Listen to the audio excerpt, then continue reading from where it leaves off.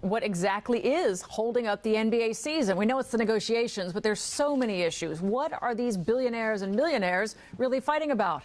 Local 10's Glenna Milberg is live at the arena to dissect the issues for us. All of it comes down to one word, Lori, and that is money. All the negotiating points, even the minutia, it all comes down to money. You heard Will talk about the millions involved, and here in South Florida, we're finding people have a very hard time wrapping their heads around salaries like that and the fight over it when so many people really are struggling. We found someone today to help us understand what goes on in the world of basketball. We'll do basketball for dummies now. That's what it is. Yes, please.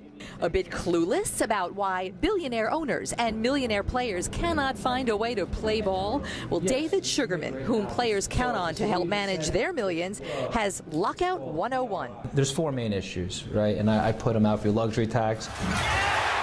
Rich owners can ignore salary caps. Revenue sharing. Small teams want to share big teams' profits. Player contracts. Owners want players cheaper. And a revenue split.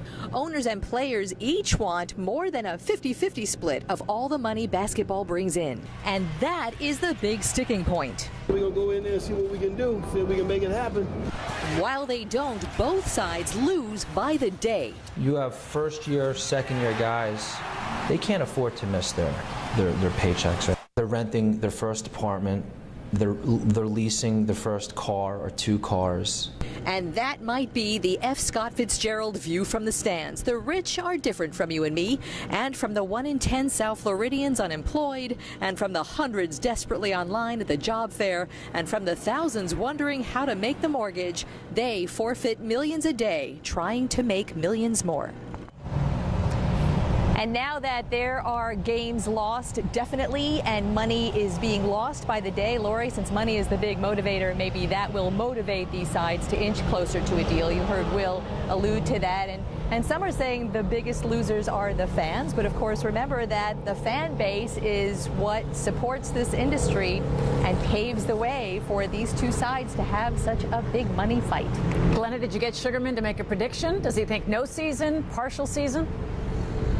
You know, he didn't predict. Of course, he is a person who a lot of the players rely upon, especially the new players, to rely upon to manage all this money that all of a sudden they have. So he's almost like a father figure to them. For that reason, he is kind of siding with the players, feeling like they are the ones who do the work and they are the ones who should get the best deal.